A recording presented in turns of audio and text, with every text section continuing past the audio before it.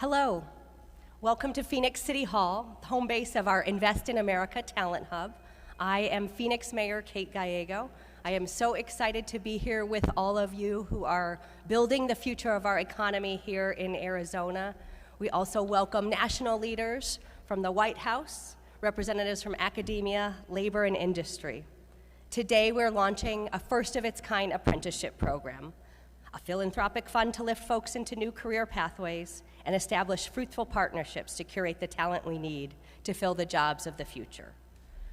We are talking about the kind of jobs that we all want for this community.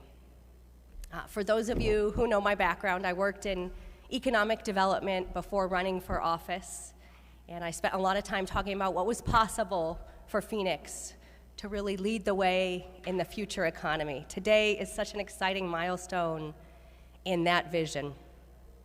My interest in this area really started deeply in 2008. I bought my first home in the single-month peak of the real estate market in 2008, and then it just dived after that purchase. So don't take real estate advice from me. But it was such a lesson about the diversity of the Phoenix economy. We were so dependent on home building in 2008, and when that one industry changed, so many of our economic futures changed. It was not just my home that lost value, but so many others. But I remember in certain areas, particularly around advanced manufacturing hubs such as Intel and Chandler, you didn't see that same change in our economy, and it was such a powerful lesson to me about how having a diverse economy can make such a difference in our collective economic fortunes. Since that experience, I've been more and more convinced we have to diversify the Phoenix economy and really look at where the world is going. And now that my 7-year-old knows more about different devices than I do, I feel like semiconductors is the right place to be betting. So many of you here have been building that economy in that area, and now we're proud to bring together amazing partnerships and take it to the next level. I hope today will be remembered as a key date in how we invested in making sure that Arizonans get the jobs of the future in this incredible and important industry. Today's celebration is a big moment for us. Everyone here is a who's who in the leadership of the new economy in Arizona, so thank you all for the gift of your time. The world is watching us, and the White House has invested in our area. We are one of the very few talent hubs in the country where they've said the future of the American workforce will happen in these communities. The president has a major agenda to import jobs and export goods. Today's announcement is a part of that. That is why we are joined by Brendan Danaher, who is a key advisor to President Biden and a senior leader at the National Economic Council. He's been invested in this community, so several of you have met Brendan before, and we want to begin today's announcements by welcoming Brendan.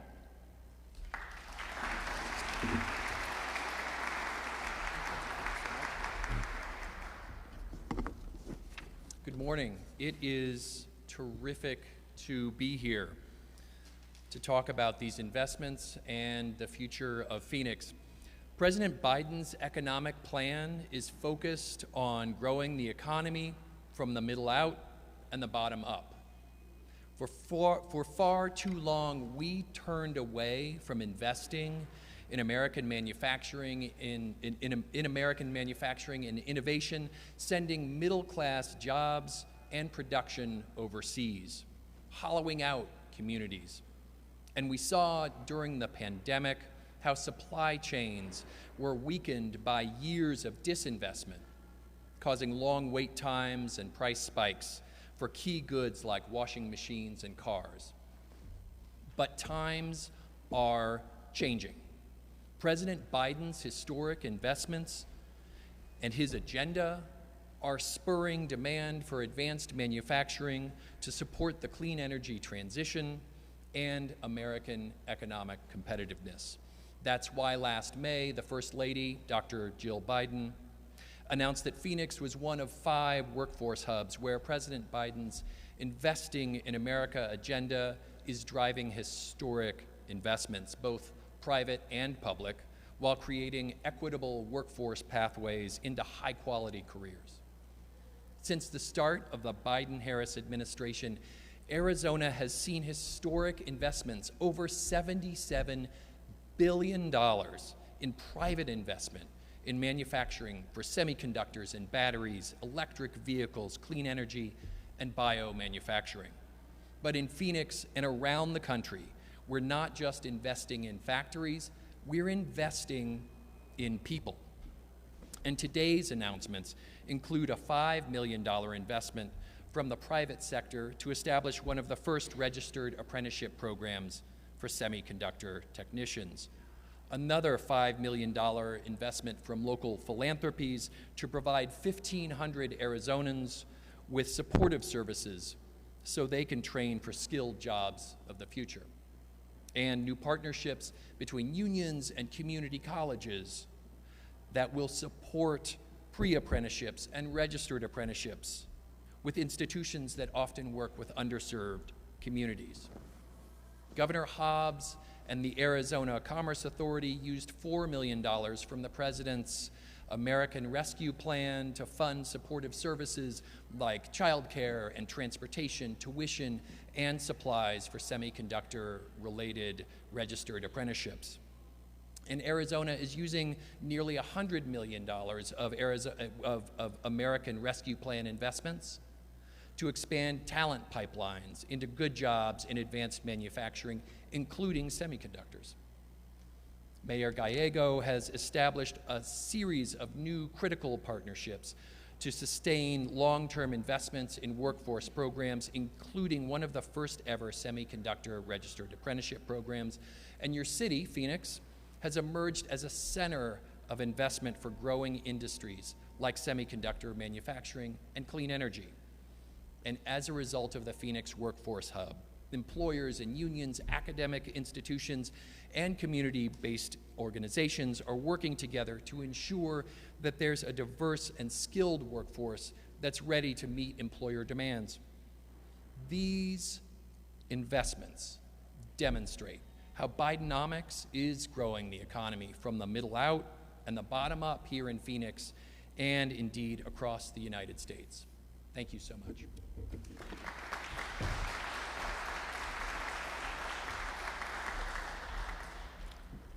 Thank you, Brendan. I'd like to recognize Kim Covington and Amber from the Community Foundation who are helping lead that amazing work with the philanthropic community. They share a passion for making sure that these jobs are available to the people in our community, and they have been our partners in so many things. Thank you to all of our philanthropic partners.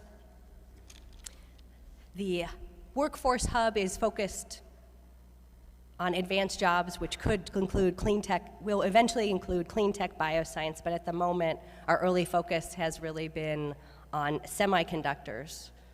And that's part of the reason we're getting so much international attention. News headlines confirm that Phoenix is emerging as a new epicenter for this promising industry, which is expected to soar to $1 trillion with a T in annual revenue by 2030. That's double what it is today, and it's already impressive. It's because of the work of a huge amount of partners from city and the state to the private sector and academic institutions that have come together. Today we'll get to highlight several different academic leaders who are part of this great partnerships. I'd like to thank Governor Katie Hobbs, who's in Nogales today and couldn't join us, for leading the state to new heights and seizing this incredible moment with all of us. We've also had an incredible effort from our federal partners. We're joined today by Dave Langdon, Deputy Director for Policy at the U.S. Commerce Department. The Commerce Department is leading the way with CHIPS investment and making sure that we are American leaders. It's hard to think of more communities that will benefit from CHIPS in the way that we will here in the Phoenix area. We're also joined by Tamika Ledbetter, who is one of our great leaders at the U.S. Department of Labor, thinking with us about how we can change apprenticeship programs and dramatically expand that so that we can help people get the training they need to take on these incredible jobs of the future. We'll next turn to TSMC Arizona. TSMC Arizona has presented a unique opportunity for the hub. They are one of our fastest growing key employers in Phoenix, investing $40 billion, an incredible commitment to Phoenix. They need a workforce of thousands of skilled technicians and engineers, and they've been partnering with us at the city to make sure we continue to invest in the talent in our community. TSMC has agreed to serve on our workforce board, and we are joined by most of our workforce board who's here today and who's been thinking in an incredible way about how to transform the Phoenix economy. So for our workforce board members, could you stand or raise a hand just so we can thank you for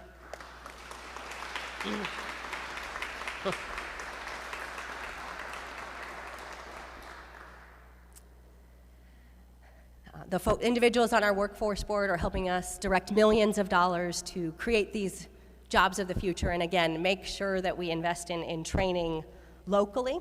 They partnered with the National Institute for Innovation and Technology and our state apprenticeship office on these new registered apprenticeships. So just this month, we registered the first in the country apprenticeship of this type. Our thanks to TSMC Arizona for this worth it but heavy lift. Their advanced manufacturing is unlike anything our expert teams have seen, resulting in first ever facilities technician semiconductor solution. So again, because of the nature of these jobs being so advanced, we have had to come up with a new type of program to make sure that we have the right type of training. Brian Harrison, the president of TSMC Arizona, has been an amazing partner for us, and he is here today to share more about the important work and what it will mean for the industry.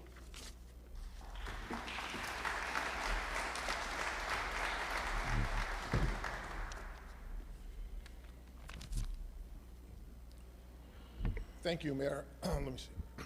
Thank you, Mayor Gallego, and thank you very much for hosting us here today. We're here because of your vision and your leadership to help make this program happen, so thank you very much. I'd also like to thank Deputy Director Brendan Danaher for being here and for your support and representing that support from the White House. So thank you both.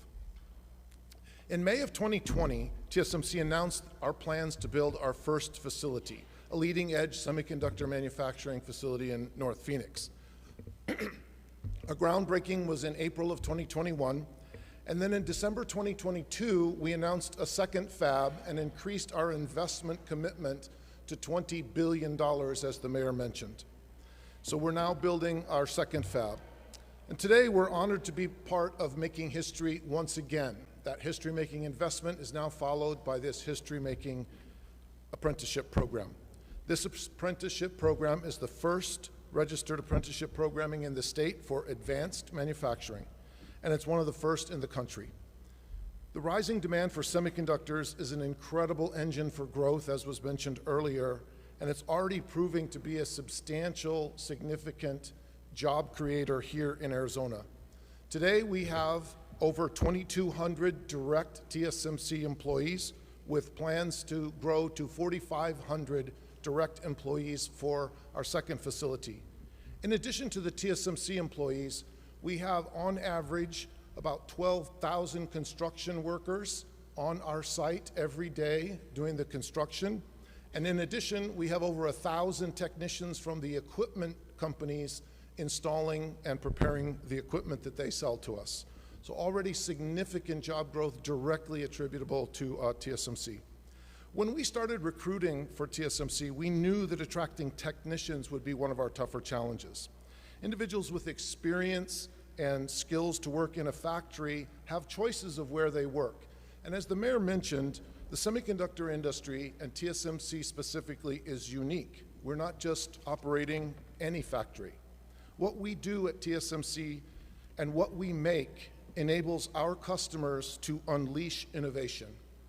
The innovation that they are able to unleash because of our technology and our capability is something that we see every day with high-performance computing, artificial intelligence, machine learning, autonomous driving, the most advanced communication devices in the world, on and on, everything. But what we're here today to talk about is technicians and how the technicians are critical to that operation. As I said, we operate some of the most complex and sophisticated machinery and facilities in the world, and we represent the most advanced technologies that will be available and manufactured on U.S. soil. So while we are committed with our $40 billion capital investment, we are equally committed to developing the workforce and the skills that are necessary to effectively and efficiently operate that facility. So in partnership with the City of Phoenix and many, many educational partners throughout the valley and throughout the state, we're announcing today our first phase of that program over a 5-year period to develop 80 facility technicians through this apprenticeship program. We intend to expand that curriculum to include manufacturing technicians, process engineering technicians, and also equipment technicians. When I think about TSMC's technician and their role, I try to make simple analogies for myself that I think I can communicate. So it's a little bit like a car mechanic. I'll use this analogy. And maybe all of us have some skills to do a little bit of mechanic work around a car. But, and I may be dating myself by expanding this metaphor or analogy a little bit further, our equipment in our facilities are like that famous car commercial from 20 years ago. This is not your father's Oldsmobile. And our fabs and our equipment are not Oldsmobiles. They're more like Formula One race cars. Both cars, both mechanics or technicians work on them, but dramatically different skill set and training required. So today, we're joined by Ray Barrera and Alejandro Munoz. So could you gentlemen please raise your hands to be recognized? I want to thank both Ray and Alejandro for being here today, and we're excited that you are part of our first cohort in this apprenticeship program to be facility technicians. Now, we know that you have what it takes, and we know that you will continue to develop your skills and your careers at TSMC Arizona. Alejandro, I understand that one of your hobbies is to work on restoring old cars. Well, to follow my example from before, that's perfect. So I know you're going to love working on our Formula One race cars every day. So in closing, I want to come back to why we're here. When we first announced our Phoenix investment and the $40 billion, that investment represented more than just the physical structure of the plant and the thousands of pieces of equipment that went into it. It also represented a commitment to the city, to the state, and to the region for decades to come. It was a commitment to invest in our local workforce, and today is an example of that. TSMC is fully committed to being a part of this community, and we're privileged to be a part of this historic program. Thank you very much.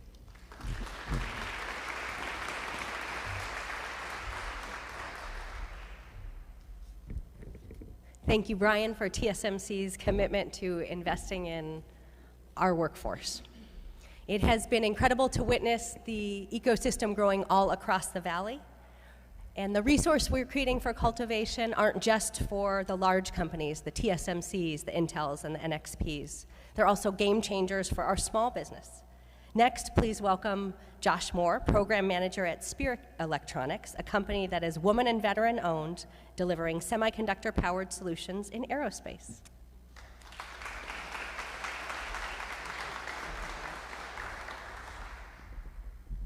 Hello, everybody. Yeah, I'm real happy to be here to give you a little perspective of what it is to be a small business and in this industry. Marty, unfortunately, is not able to be here. That's part of the problem that we have as a small business is resources.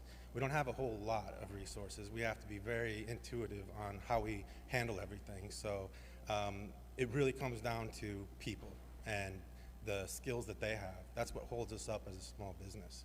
So this is really great.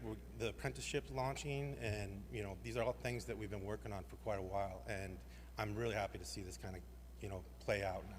So everybody, thank you for your hard work in that. And I think we're going in a really good direction and making the changes that we need to make to get where we want to be. So at Spirit Electronics, with a small business like we are, the impact of certain things that will cause a much bigger problem for us than it would a bigger company. So we have to really, gauge risks a little bit better. And so the best way we can handle that and to mitigate it is through training and having a good workforce development in our pipeline, so that we got the skilled people that can come in and take care of these and prevent any small problems that could come up that could have that kind of impact that we don't want. So that's kind of where we're at, and what we want to do is really make it, fluid in how we handle all the value add that we do at Spirit Electronics for all our projects. So other than that, I don't really know what else we got. So thank you.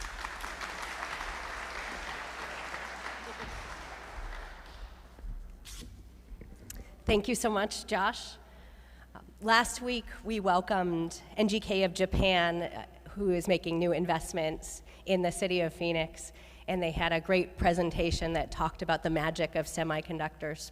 So I have permission from them to share one of their facts about this industry. So they said, look at your thumbnail, and then imagine it fits 15 billion transistors connected by 60 miles of copper wire.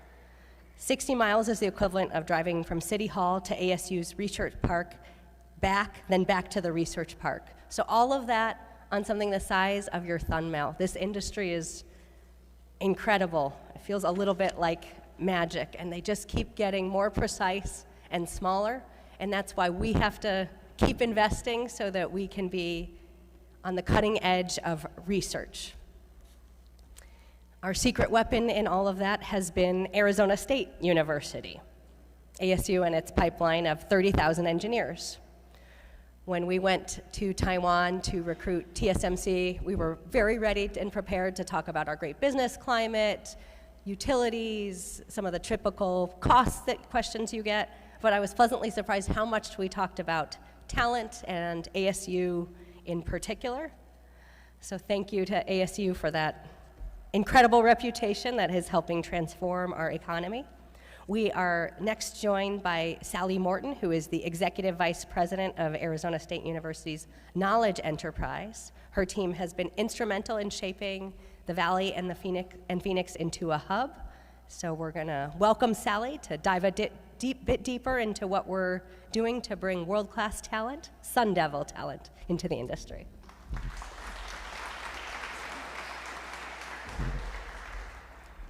Well, thank you, Mayor Gallego. I'm delighted to be here and to represent ASU, our President Michael Crow, and all the talented people at the university that make us the most innovative university in the United States for the 9th year running.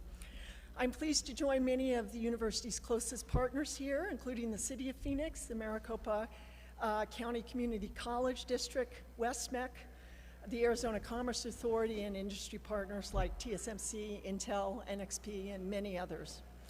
Along with my colleagues, I'd like to say thank you to the administration for your support for the microelectronics industry across the nation, and most importantly, here in Arizona. We appreciate that you've made the trip today from the White House and for your support in investing in America Workforce Hub here in Arizona.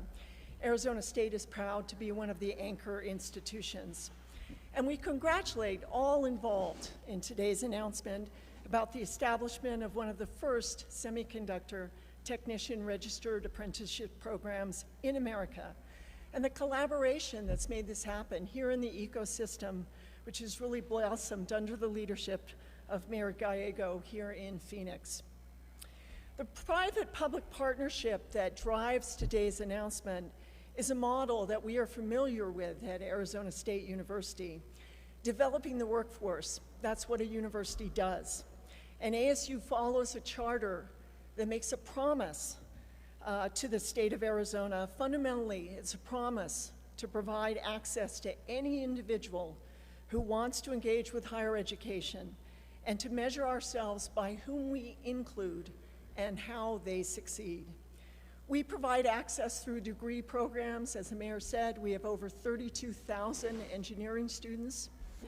But of course, it actually means opening avenues to learners who are not only young people coming out of high school, but are people at all stages of life, people who started college and weren't able to finish, people who never went to college, and people who want to upskill to a better job. How students succeed is an important part of this work. We want learners to be prepared. We want them to learn on the equipment that they will see in the TSMC fab that Brian just spoke about. Our work through the Workforce Hub and through ASU's own Microelectronics Workforce Development Hub is improved and accelerated by our work with partners, some of whom are here today. ASU's Macro Technology Works facility is an example of our work with partners who are engaged in that building with us. Together, we bring students and learners of all kinds who can really work with the tools that they will use in industry when they move into the workforce. For our partners in industry, that means training future workers in a way that will enable them to enter the workforce, not only having learned the right information and methods, but again, having been trained on the same tools they will use when they begin their next job. And this is how we work together. The private sector, the education sector, local and state government, encouraged and supported by the federal government to produce a diverse range of workers to enter and succeed in careers in advanced manufacturing. ASU's Microelectronics Workforce Development Hub is an extension of this work. It lists more than 70 courses available to students across their lifespans, high school students, college goers, and workers who would like to retrain for their next career. Now, this work is ongoing. It's ever expanding with the help of many partners we have here today and following the leadership of the City of Phoenix, the State of Arizona, and the White House. On behalf of Arizona State University, we pledge our support to be of service to all of you, a commitment to collaboration now and in the years ahead. Thank you.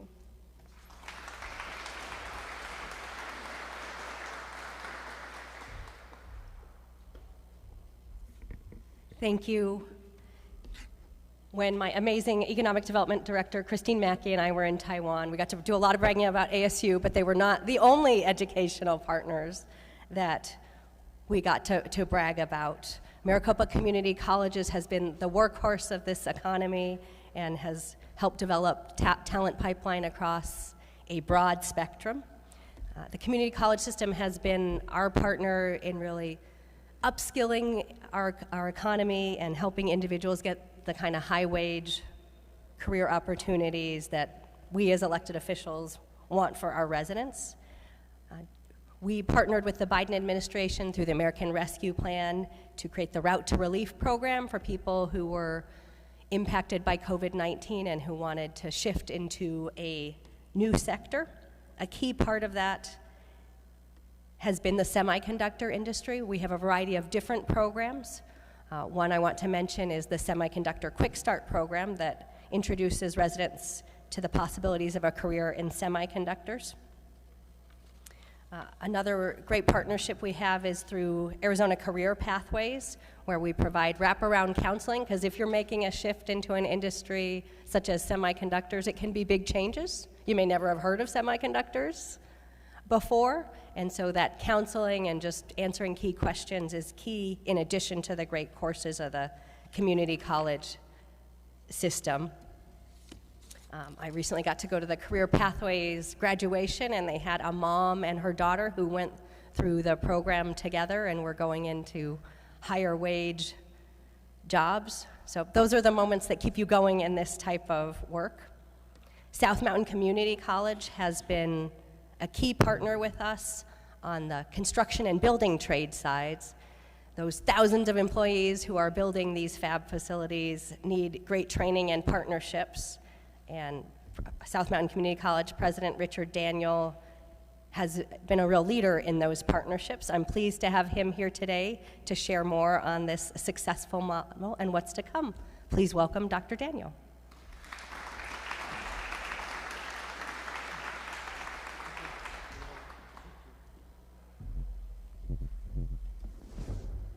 Good morning. Thank you, Mayor Gallego. It's great to be here on behalf of Chancellor Gonzalez and my entire colleagues at the Maricopa Community Colleges. We're proud to be here and thank the Biden administration for continued support in the Invest in America Hub. I think one of the things that's important to us is that we understand at the Maricopa Community Colleges firsthand, as the #1 provider of workforce training in the state of Arizona, how important it is to get students and people in the right opportunities to move forward. We talk about upskilling and reskilling, and those are the things that we talk about with respect to our career and technical education programs that create those accessible pathways that provide students with the hands-on training to get in today's growing economy. As you look around, the economy's growing, there's a lot of things happening, and we have to respond as quickly as we can. We work with industry partners, we identify opportunities, and then we build opportunities and programs to be able to address those needs that we have. One of the things I'd like to address, as Mayor Gallego mentioned, is the growth that's been happening with construction trades on our campus, and particularly also through the investment of Governor Hobbs and the Build It Arizona initiative that support 4 of our 10 colleges with Gateway, Mesa Community College, Rio, South Mountain Community College. And as a leader in that workforce development, what we're trying to do is we're trying to build the opportunities so that we can build the workforce that's needed. You just heard Brian talk about the fact that there's 12,000 workers on his site.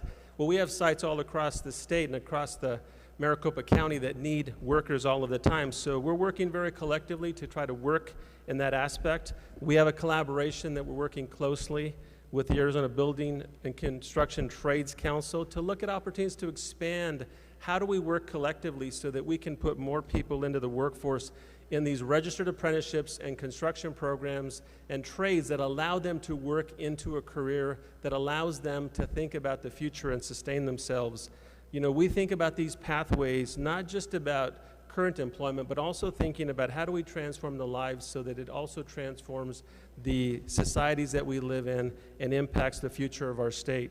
So it's very important that we think about that. One of the things that we're proud of is the fact that we were able to put together a program through Proposition 301 at South Mountain Community College in the fastest process that has happened with the funding to be able to start from the beginning and actually put people in play during the pandemic, that we see students that go through and they get certificates in the carpentry, electrical, and plumbing so they can go into the workforce very quickly. And then we also want to be able to help them accelerate to move forward. And that was something that we implemented during the pandemic, and we've seen tremendous growth. We're at capacity. We're trying to build that program out. But one of the things that we target is we focus on the fact that working in diverse communities, we talked about the underserved communities that Brendan talked about, is making sure that they have opportunities to see what's available. And that's the important part of what we're trying to do. We also have begun programs with our early college high school programs where we actually bring these students into our CTI programs on weekends. So they learn a trade. So as they go through their last 2 years of high school, they come out with a certificate in a trade as they begin to think about their future. But more importantly, what I'd like to close with is that at Maricopa Community Colleges, we are a partner, glad to be a partner with TMCC and the advanced manufacturing, the semiconductor quick start programs that we have and thinking about the future. But we want to be able to respond and work with partners who can impact the lives of our students today. So again, happy to be here, happy to work with our colleagues at ASU as well as our students transition there to work on other opportunities. But it's always great to be part of the City of Phoenix and this partnership. Thank you, Mayor.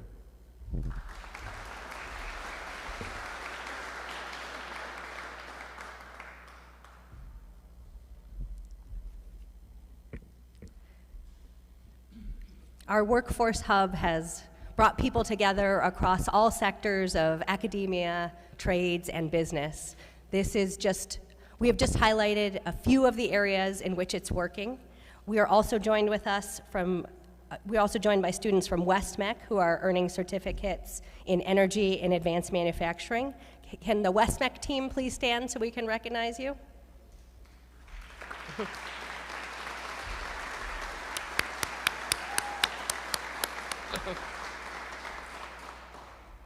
Thanks to support from WestMech's voters, WestMech is continuing to invest in advanced manufacturing and will really have top-of-the-nation investments in training for its students in this area. So what the Workforce Hub means for us is that all levels of training we have opportunities in our community. Our high schools have stepped up, our community colleges have stepped up, our universities have stepped up, our building trades partners have stepped up. We are all coming together to reshore American manufacturing and to make Phoenix an epicenter for great jobs. We're excited to have announced that first of its kind registered apprenticeship and so many other innovative programs so that people in our community can know they have many options to have a future in this incredible industry. We are about to take a 5-minute break. There are bathrooms in the corner, and we will have some light food. But before we do that, I want to take just a brief chance to come back to the two gentlemen who Brian introduced you to earlier, Alejandro and Ray.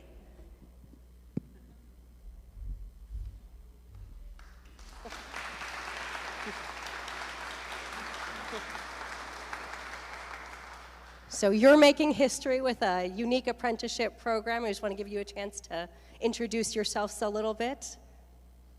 I'm Ray Barrera, and I'm happy to be here. And I think this is an awesome opportunity for us. Alejandro Munoz, it's an honor being here. I think this is a great opportunity. I'm looking forward to it. Thank you.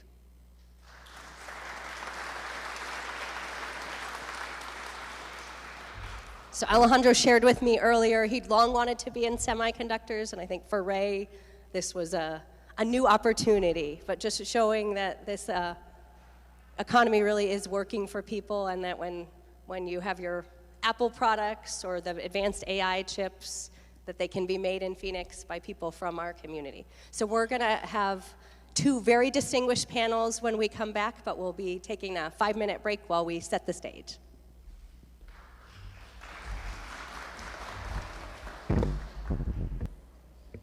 Welcome back. Thank you so much for joining us. We have two distinguished panels, the first one focused on business. And before we start that, I want to take a point of personal privilege and thank David Drennan from my team, who has put so much work into all of this.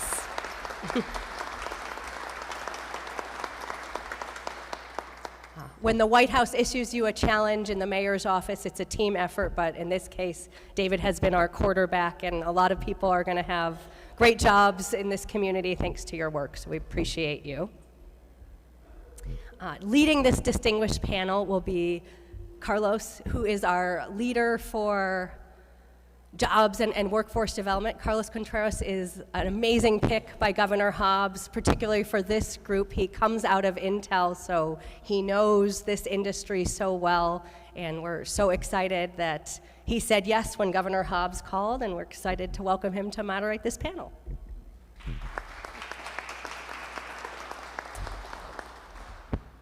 Thank you, Mayor Gallego. And first of all, thank you for our folks from DC that came out. We appreciate you coming out and for all the support for the last few months in terms of putting this event together. I'm going to do a quick rundown of the lineup. I only have 25 minutes. I have a bunch of questions. But I think the one thing that I really want to talk about here is not the amazing technology, but also, you know, when I was in this industry, we always talked about this industry is sand, metals, and people, right? And without the people, you know, it's just a bunch of sand and a bunch of metals. And so we know the importance of talent and the importance of getting the folks involved. And so I'm going to go run through and just introduce everybody quickly, and then I'm going to do a rapid fire questions. So you all saw Brian Harrison, president of TSMC Arizona, Cindy Harper, VP of Talent for Intel,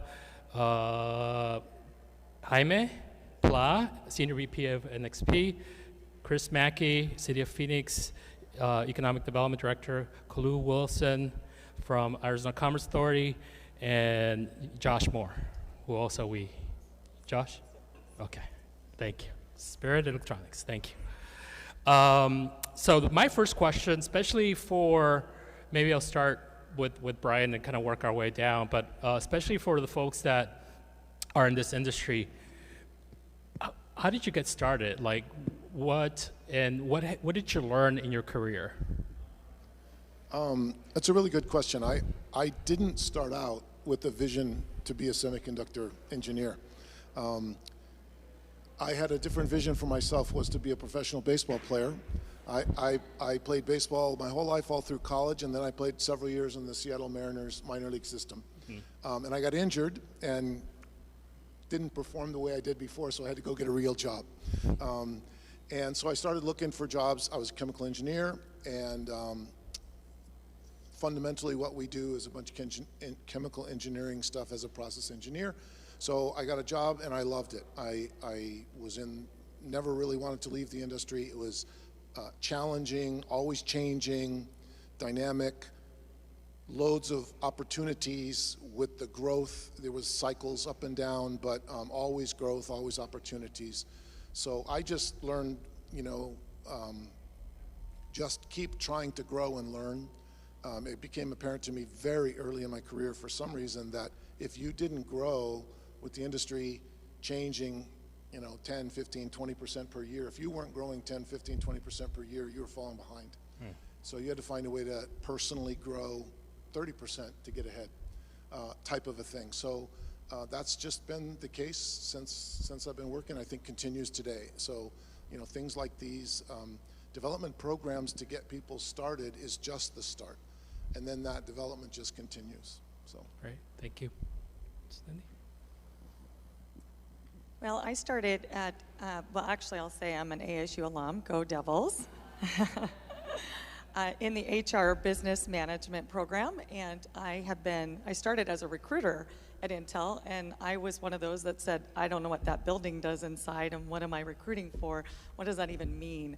So I spent a week in the factory. I think it was in 1995. I would call it the old, your father's Oldsmobile. At that stage, and in 1995 I learned a lot and explored the technician and how to recruit and what excites them and motivates them, and I'll tell you, those technicians love what they do. And watching that evolution grow in my 28 years here in Arizona has just been incredible to watch the journey. Thank you. I moved to Arizona in 1995 to work for Motorola. And that's how I started my career, more or less in the semiconductors as an engineer. And the first building where I moved is where was the very first facility Motorola opened in semiconductors in Arizona in the 1960s. And it was open in the middle of nowhere. And today is what is today on Semiconductor in 52nd Street in McDowell, which is right next to the airport in the middle of the city. So it goes to that journey of growth, that we have experienced. So I now work for NXP, which has been part of the transition of companies acquiring others, NXP to Freescale and Motorola.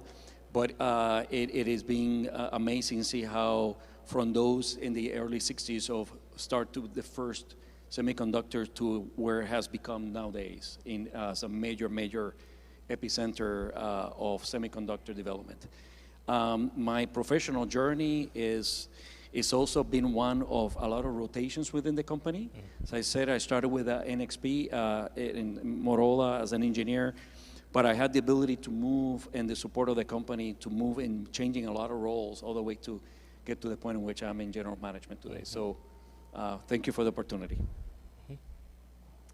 So I started in commercial real estate and got to recruit companies from all over the world, but I always found myself wondering about the companies we recruited. We'd bring them in and I'd never see them again. We'd convince them Phoenix was the best place to be and never got to see them again. And always found myself wondering, did they find the schools they liked? Did they find the lifestyle they liked? Was business going well for them? And I know I'm going to sound like a complete geek. Mayor and I are kind of geeks together usually. I was laying on the bed one January watching the Chandler Channel, and a job like mine came up on the city's TV channel.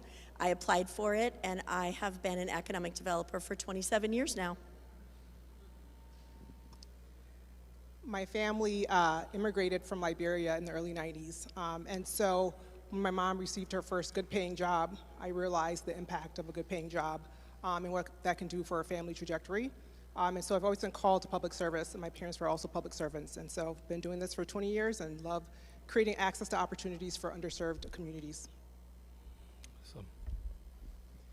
So I think it started for me when I was probably like 8 years old, trying to figure out how a remote control car was running. Taking it apart? I took it apart immediately and it was broken. And seeing all those beautiful little semiconductors and components, I think it was the start. And then from there, the Air Force kind of matured me into the actual repair and dealing with as a professional. And since then, working at Spirit Electronics, we've really done a lot with value add. So, and really getting the testing on those components that I was so fascinated with as a child. So, and what have I learned? I've learned that I'm never going to stop learning because we can barely keep up with the new technology as it is. So, just always going to be learning. All right. So I'm going to start, and I might have to do like a Phil Donahue for. Oh, there's Phil Donahue. I'm not sure if you all are old enough to remember that. Thank you. Better than Jerry Springer. Yeah, didn't go there. Brian, congratulations on the announcement for the apprenticeship program. Can you talk a little bit about why you went in that direction and what are you trying to, what are you looking to accomplish with the registered apprenticeship program? Yeah, so first I think I would like to repeat my earlier comments and thank the mayor and the city and her team, as well as all of the academic partners that are working with us on this program. And I've said to many of each of those independently and together, even this program, as ambitious as it might be, and as we expand it beyond facilities into manufacturing equipment and processes I mentioned, and it's a fantastic program and it will grow dramatically, it still won't be enough. If you think about the magnitude of what's possible and what's necessary here, not only for TSMC, but for the industry overall and the community here, there's many programs that are part of this development and renaissance of U.S. manufacturing. I haven't done the math, but I bet you half of the investment will happen in Phoenix. And so, Mayor's happy, by the way. She's smiling over here in the front. So if you look at the growth opportunities, as I said, not just for the 1,000 or 2 or 3 or 5,000 TSMC employees, it's the trade contractors and trade programs to build the trades. It's our suppliers and the thousands of technicians they need to assign to our factories, the materials and suppliers that have come to support the industry growth. So in any one of these programs, as a student or a prospective person goes through, they can opt out at any time along the way and say, you know what, I don't want to work in TSMC clean room anymore. I want to be a welder. I want to be an electrician. I want to be something else. It's still going to support the industry, and we all have to uplift the capabilities. So, I think that this is a fantastic program. We're proud to be a part of it, proud to make history today, as the mayor said. But there's just so many more things that we all need to do. There's no need for anybody to fight over a piece of the pie, because the pie is bigger than any of us can handle anyway. Thank you. Cindy, similar question to you in terms from an Intel perspective, and I know you do talent development globally. Correct. And can you talk a little bit about what type of programs and what are the type of challenges that you see, and what are the opportunities that are available? Yeah, I think Brian hit at, there is huge shortage. When you start to think about by the numbers, I mean, Brian mentioned TSMC has, 5,000 contractors or trades on board. We have another 3,000. We've got another couple thousand working on the growth. And then on top of that, we need technicians. And that's just TSMC and Intel. And you add all of us up here, it's a lot. And you see the big opportunity ahead. And you know that, even though Intel's been here for 45 years in Arizona, we have developed great relationships with the with Maricopa Community College. ASU's been huge. We're doing lots of great work. It's just not going to be enough. And, I sit back as a parent, too, thinking, did we do wrong in trying to encourage just that 4-year? You don't have a choice. You're going to a 4-year university, and didn't, look at the trades of being, that sexy career that you can have, and really, have a really nice longevity there. So I think bringing that in, I think things like apprenticeships help that amazing, that can help us tremendously. I think it'll help the construction, the trades, and then also manufacturing technicians, so that we're not, like Brian said, competing for all the same talent. So I'd probably say those are probably the big areas there that I would say. I think Quick Start's good. I'm just going to do a quick shout out. I love the Quick Start program. I'd love to see that bake into the K through 12s. I think we should start those early, get them excited about that. It's a 2-week, you get them hands-on experience, and then maybe that would encourage them to stay in and join these apprenticeship programs. And I think we have some school districts. So Cindy Harper, second from her, just catch up to her afterwards. Jaime? Just to keep building on some of the comments, I guess two things that I will say that resonate really with me. The first one is the whole dimension of the ecosystem. And I think the discussions and the representative here really highlight in that element of success. As a member, and that means, different elements of the education system, different members of companies. And at the end of the day, it's not about that we compete with each other, but more that we collaborate with each other to create a healthy ecosystem. The second comment I was going to make, just as to accentuate that, is as a member of a multinational company, we have global operations in all parts of the world. And we see this strong trend towards nearshoring. And it's not just about manufacturing, but it's about design capabilities, all sorts of different things. And where we see areas of the world where people do this very, very well is when that strong ecosystem of partners all collaborate together towards a common good. And I think once that has an element of an acceleration, and once it kicks out, it builds momentum, and more people start to join that entire ecosystem of businesses, of academia and government. So without those three elements not coming together in a cohesive manner, that doesn't really bode well. But what is exciting about this is exactly what is happening here. So I see really all the right ingredients for that, and also as a company will benefit tremendously, and as a community. Okay, I'm gonna ask over here, and then I'm gonna come back to you, to both of you guys, and ask you more of a system. And yours, I think you talked a little bit in your remarks. You're a smaller business. You talked a little bit about workforce development as a way to reduce risk and capture opportunity. You want to add some more comments? Yeah. So, okay, what was the original question? There were so many great answers that I couldn't remember. Yeah, from a talent development, what are your strategies? How do you find the people that you need in order to support your business? Oh, so. Yes, it's definitely working with the local academia, ASU, GCU, MCC, and trying to build that pipeline that we really need. And specifically for a small business, we have to understand, exactly what our processes are, so that we can get the right people for that particular position. And it comes down to having a good ecosystem where we can look to the local academia for that help. Great, awesome. So Chris and Kalu, you guys are in economic development, workforce development. Chris, you've been doing economic development. What is from your perspective, right? How do you address these opportunities? You hear a lot of collaboration. Sometimes we think companies are very competitive, and they are in the marketplace, but not necessarily for talent. So can you talk a little bit about that?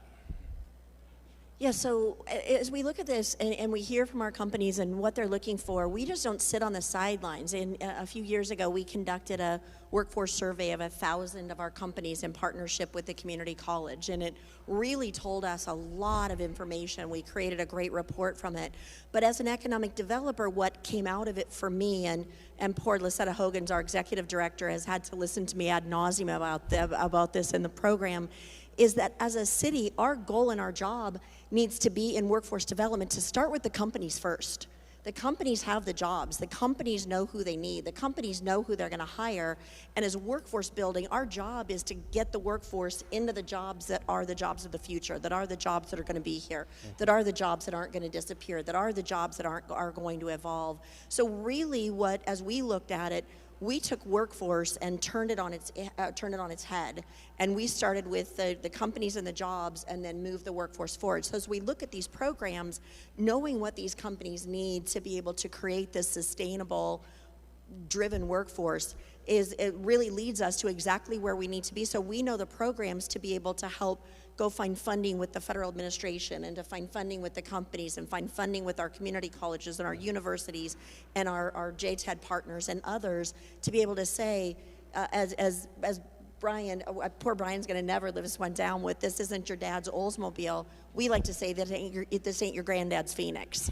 And so it is taking that information and working with our educational partners and acting as the collaborator and convener to bring everybody together to drive the programs. I think that's really our role. You know, Mayor Gallego and she and I have been together. Neither of us are going to tell you how many, nearly coming up on 2 decades that we've been together as economic developers. And when we came here together, that was her mission, is to change Phoenix back into these advanced technologies and these cutting edge companies, and bringing them here because they really started to overlook us. And that really, that's for she and I have been here in Phoenix together for 10 years. And with Lisetta, and then Deb Furlong is here. I think, Deb, raise your hand.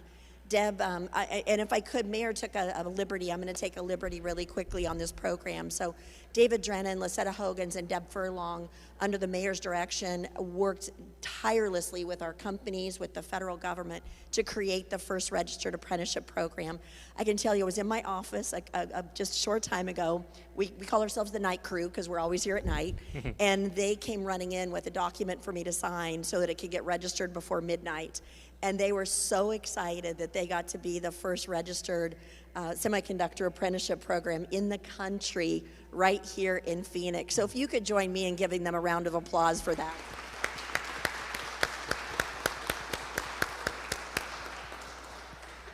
So, long way, but. Thank you. Kalu, just from a Arizona Commerce perspective. Yeah, thank you. So from a state perspective, I love this right here because our federal partners are huge in our strategy and alignment.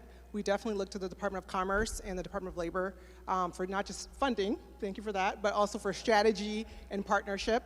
And we really lean into our public-private model, working very closely with companies, but also bringing in that state and local partnership. I think it's huge. We make sure we're strategically aligning across goals and resources, and then constant communication. I mean, I have not met with you all, but I'm meeting with tons of your employees and leaders all the time, and so I think that's been huge.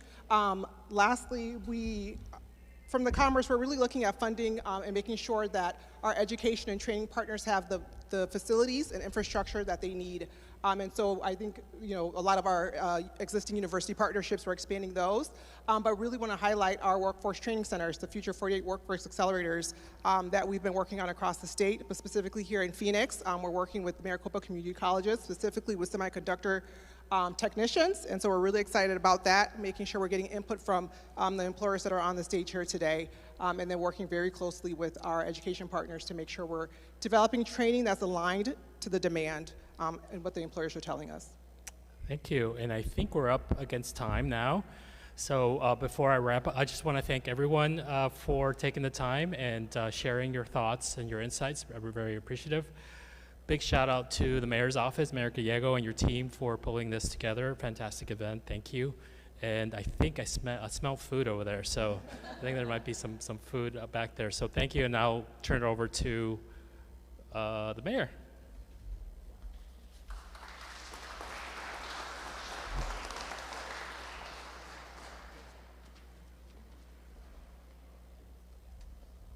So folks, for the academia panel, if you want to come up, pick your hot seat. And while they're coming up, I might give a chance to our WestMech students to say hello if you guys are up for it. So you want to come up and introduce yourselves.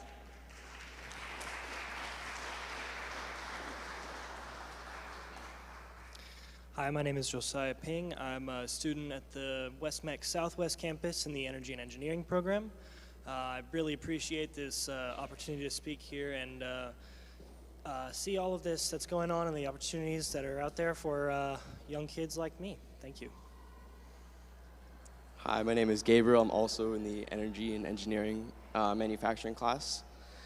I'm in the first year of the program. It's an honor to be able to speak here and have this opportunity to be here. Yeah. I'm Jasmine Burke. I'm part of the Energy and Engineering manufacturing system.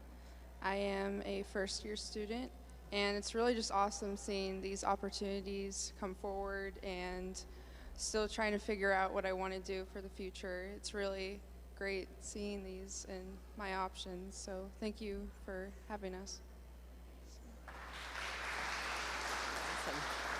Well, thank you for being part of our future economy. And now we have a final panel of the day, and you've heard about her name and all the work she did to get us this historic apprenticeship program. Please welcome Lisetta Hokins. Thank you, Mayor.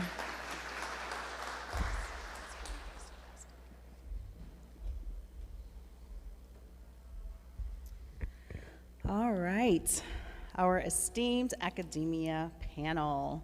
I'm going to kick it off by allowing you guys to introduce yourselves. But as you do, if you can share, as you share your name and your organization that you're representing today, what is one unconventional or unexpected skill or hobby that you've picked up outside of your professional life that has surprisingly influenced your approach to education? And I know I sprung this on you. So whoever wants to go first. Well, I'll go first, bravely. My name is Daniel Barajas, and I am the Chief Officer for Workforce and Economic Development for the Maricopa Community Colleges District. I have to say, given the mayor's right there, I'm also proudly serving on the City of Phoenix Workforce Board. And so it's my pleasure to be in that space. Something unusual, I'll say this, at the risk of being too open, I'm a terrible introvert.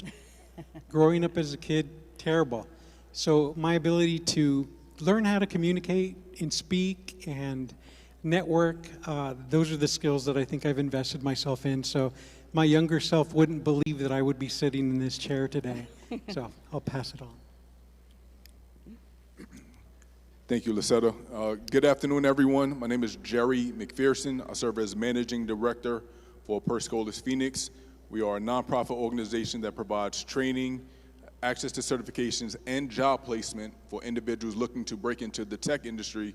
We also have a particular focus on underrepresented communities in tech. So that would translate to Black, brown, women, and Native communities here in Phoenix. We are intentional on getting them trained and making sure that they have a pathway to actually getting to the workforce and begin their career in tech. And the unconventional trait that I picked up that applied to education, well, I've made a lot of mistakes in my lifetime, and I've made sure to learn from them.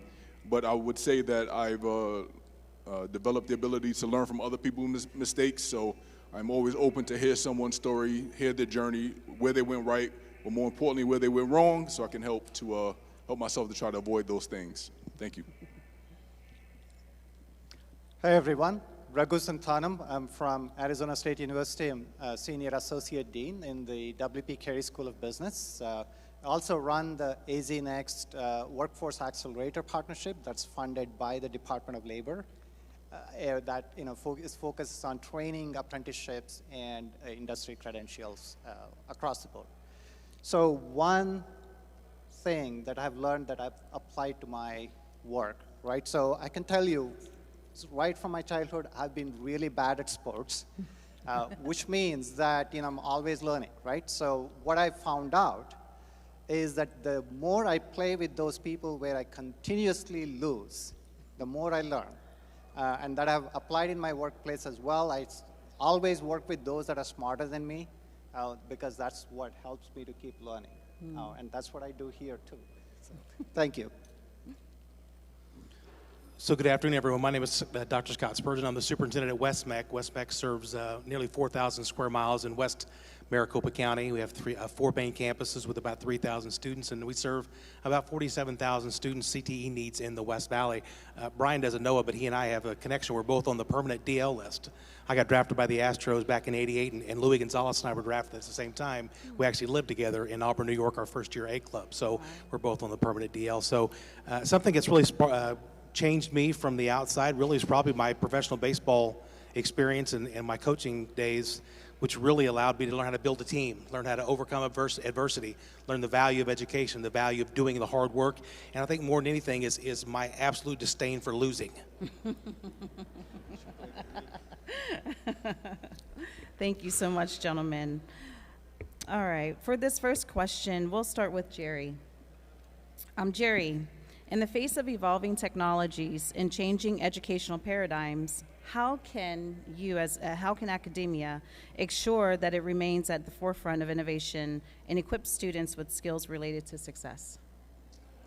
Well, I would begin by saying that these institutions, whether it's a school or a nonprofit, just needs to remain nimble and remain with the eye on evolving themselves.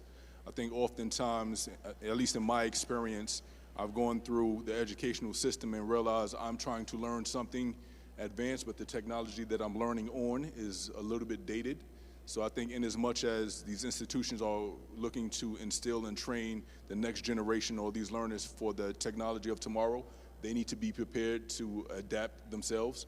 So just having an eye on pivoting and remaining nimble to themselves adapt to whatever format or structure or platform is available. And I think we've seen that coming out of the pandemic, where a lot of organizations and institutions pivoted to a virtual space. So I think having that awareness that they continually need to evolve will help the organization be prepared for that change. Thanks so much for that. Daniel? So how do we stay current and I guess in this idea that we are understanding what the innovative needs are? I think part of it is, and I'm really proud to say this, being here in Phoenix, I think one of the things that makes our community special is not only do we have partnerships, but we have relationships. And I think to that end, as I look across the folks in the audience, again, I see a lot of friends. I think in order for us to, as a community college, to continue to be plugged in, I think we need to understand that we're working with an ecosystem. The first would be industry. We have to have those conversations and be at those tables. Just second to that, I think, is government, whether it be the city, the state, the federal government. A lot of information can come to us through those sources. But I also would like to recognize the economic development community here, the chambers, for example. Certainly the workforce development. I get to sit on that workforce development board for the city. Is a great example of how I can stay plugged in. But then there's also my education partners. So as I look to the right, in particular with WestMec and ASU, we're now at the table together. I don't think we were conducting business in the breaks, right? We're having those kinds of conversations because we're feeding each other information. And then lastly, there's a group that sometimes goes unsung, which is, I'm going to say, more of that social service group. There are organizations here locally like Chicanos por la Causa, Goodwill, the Boys and Girls Club. You think about those groups, that are sponsored then through organizations like the Arizona Commerce Authority and the Office of Economic Opportunity. We have to exist in that system, that ecosystem, in order to really understand what is expected and needed from us. So that's how we stay plugged in.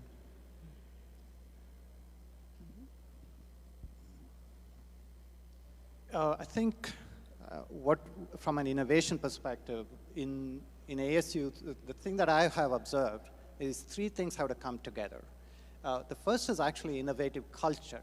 So as an institution, ASU encourages that innovation to happen in an academic institution. And those of you know anything about universities, that is a tall order to get that done.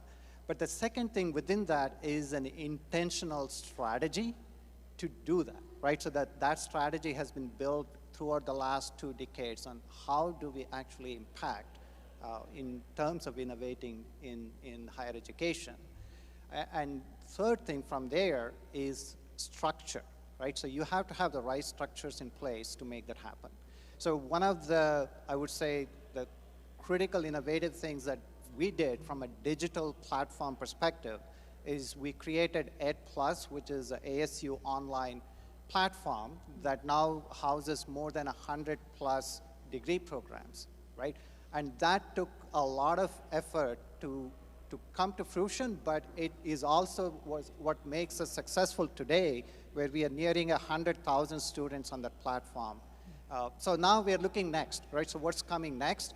So which is where there are two things. So one is Dreamscape is a platform that we're using right now to bring in AR and virtual reality into our education programs. So one of the new things we did is we took the introductory biology course and implemented that in this AR and VR environment. But we also measured the success of the students who are taking this course, right? So what we found out is there is a significant improvement compared to an in-person class when you took this introductory biology class in this AR and VR environment. So that is really encouraging. So we are now expanding and looking at applying that in a number of different places. For semiconductor industry, one of the places where we see this as a big benefit is in terms of visualizing the supply chain within the complex landscape. So that's something that we can do in this kind of a AR, VR environment. The other thing, you must have seen this last week, we announced we are the first university to have a partnership with OpenAI to bring in generative AI technologies into our both administrative and academic programs. So that's really exciting. So that's what is next for us in terms of looking at how these emerging technologies can be utilized to continue to innovate the way we've been innovating in the past 2 decades. Thanks so much for that, Raghu, and congratulations to ASU. So if anybody's ever gone through a new innovative idea, you know what it's like, and you know the consequences that go along with that progress, because oftentimes when you choose to do something different, there's always those that are there to tell you that you can't get it done and you can't make it happen. And so to be innovative is a person that takes risk. The way we stay current, all 29 of our unduplicated programs at WestMec all have advisory committees, and those advisory committees are filled with business leaders that actually drive probably 95% of all we do. It's also important for us to be a part of many committees and many organizations throughout the Phoenix area and other places to kind of stay on the cutting edge. So for an example, we've met once with not a new company, one of the top AI, VR, AR companies in the world out of Poland, Immersion Labs, and they'll be bringing back some solutions for us to find our stepping off place in career and technical education, which is extremely exciting. But not only is it exciting for us to be able to move forward, but at our Southwest campus, which was designed by the DLR architects, which is a thing I want to mention real quick, is you can bring all kinds of programs and services, but does the learning space prohibit or inhibit the ability to be able to get those kinds of innovations done? So DLR architects did our Southwest campus. They're also going to be doing our brand new Southeast campus, which will be a 30-acre campus on Thomas and 101, which we'll break ground on pretty soon. But the innovation piece is really, do we have the ability to offer some new programs, which we will at the Northeast campus, which, Mayor, you've been to. We're going to offer a new hybrid electric vehicle opportunity there. We're going to be building out specifically for TSMC and advanced manufacturing and AIT, a 2-story empty airplane hangar behind Northeast campus as well. And we're going to be expanding our Southwest campus for the work with the electromechanical technicians for Nestle. So we're working with Core Power, Nestle, Amcor, TSMC. So we have a lot in the hopper right now. And you know what? We're creative, we're innovative, and we're not willing to take no for an answer, so we're going to keep moving forward. Thanks so much for that. And so this would be our final question for the panel today, and we can just kind of go down the row. So we've heard a lot about industry today, right? Previous panel kind of really gave a lay of the land as far as like what the needs are, new emerging technologies. And so as industries rapidly evolve, curriculum remains aligned with the changing demands of the workforce. What partnerships or initiatives have you implemented in your organizations to bridge the gap between academia and industry to ensure we develop a skilled and well-prepared workforce? So let me I'll just talk about one, since TSMC and the semiconductor environment has been kind of the topic of conversation today. When I got here in July of 2022, we began the conversations with Scott Holman, who's no longer there, but with TSMC.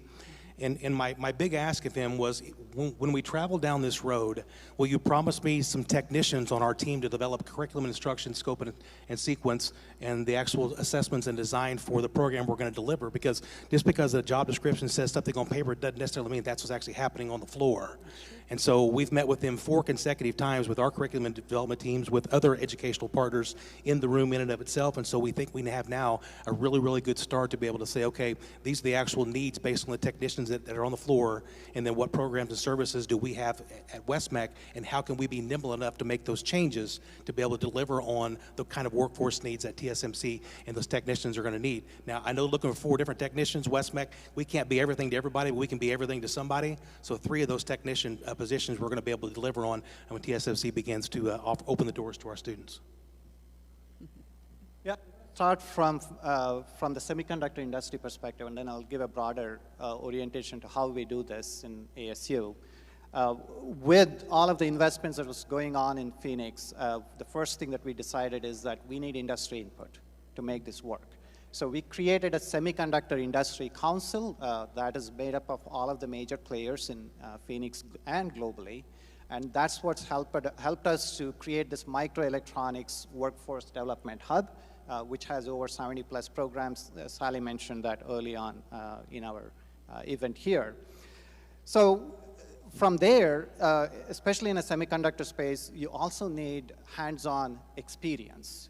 And that has to happen at various levels. So this is where I'm really proud that we have this partnership and creation of this Fab Center, Materials to Fab Center, that's actually funded by Applied Materials. We have some of the best advanced equipment out there, including the 300 mm fab, that leading industries use it today in their production space, but innovators, students can actually work on that equipment, get trained before getting placed in the semiconductor industry. So I'm really proud that we have this sort of a community resource that we can utilize for training the workforce here in Phoenix.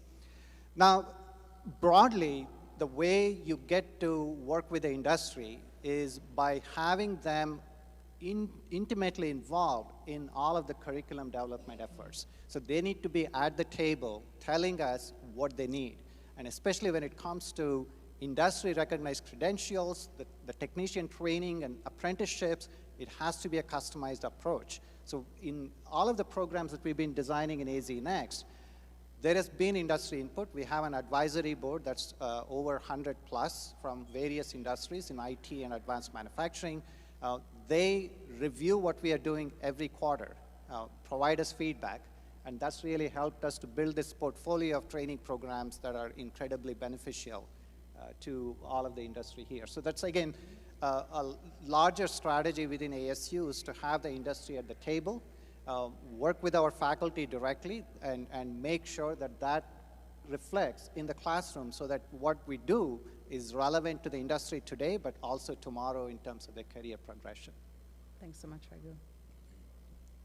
So, per Scholas, we are, though a nationwide organization, we are relatively new to the Valley. I've been in there about 2 years, and still a small and growing organization. Mm-hmm. And we, our approach and how we interact with our learners, we think about the end goal. So we want to be able to have the confidence that any learner who comes through our doors, sit with us for 13 weeks or so for their respective curriculum, that we have the confidence to place them in the workforce. And what the relationships that we're building with the organizations, the corporations out in the Valley is what helps us build that confidence. So Tech Systems, for example, we have developing relationships with Tech Systems. They actually provided what I would describe as the seed money for our campus to launch locally. They are a placement agency for tech jobs. They have their thumb on the pulse of the demands in the industry. So as they learn what their demands are and what they're forecasting, they can come to us and tell us, per Scholas, we see a demand growing in the data center space, for example. Mm-hmm. And that gives us the confidence to know that we can stand up a data center course and we can recruit for it specifically. So we've really been relying on the corporations in the Valley to tell us what their demands are, and we will look to construct the curriculum and the timing to help meet those needs so that we have the confidence that our learners are actually placed in the workforce after they leave our campus. Thanks for that, Jerry. Daniel? Yeah, thank you.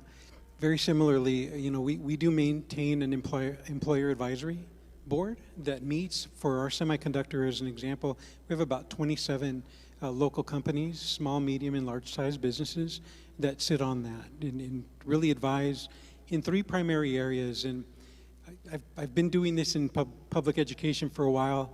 There was a time when a business would show up, an industry partner, and they would say, "This is what we need, we'll be back." Right? And then we sat there and thought, how are we going to develop this? It's impossible, is the answer. And so we really learned that, and my hat's off to Intel. Intel has been a tremendous partner. My colleague mentioned the Quick Start program, and we think that that's a foundational opportunity to now grow from, and we're starting to scale from that. So level 1s, level 2s, level 3s, and so on, and then transfer over to ASU, right? And we're working with WestMech in that space as well. So it has to be a continuum of opportunity. But when we engage an employer anymore, we have some demands. We say, number 1, you're going to be on an advisory and you're going to inform our curriculum. Number 2, you are going to lend your employees to teach within our programs. And so in our Quick Start program, in its first iteration, again, my tip of the hat to Intel, we had 40 Intel employees that were qualified through our district in order to teach in our program. And think about the impact on the student when they know that an Intel employee is teaching that course. And then the last thing, we have to consider together employment. So the hiring fairs, the awareness opportunities, and making sure that those graduating students are moving into employment, those are 3 paramount areas. The 4th, and I say a little lightly, if you have any money or you have any resources or equipment, we'll take that too. But those are 3 primary ways that we ensure that our programs are where they need to be. I'll also take an opportunity, because I think you mentioned Texas. It's become this global economy, so we as a community college district are looking certainly at our partners locally, but a group of presidents and some of our teams are going to be taking a trip in February to Texas, Austin Community College, Dallas Community College, because they are also partnering with employers like NXP and Intel and right in the lot. So it's really important that we, as a community college, and it sounds kind of an oxymoron there, I guess, we need to think as a global institution, and so we are starting to do that with greater frequency, and I think it's really informing the direction and the intentional planning that we do moving forward with our program development. Thank you so much, gentlemen. Please, everyone, join me in thanking our esteemed panel today.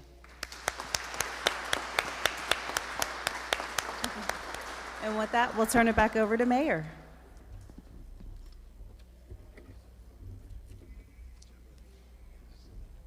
Well, thank you, Lucetta, for that great panel. That concludes our formal program. This group recommended networking during the breaks. We have food here and would love for the networking to continue. Thank you all for joining us and for helping us build this amazing economy.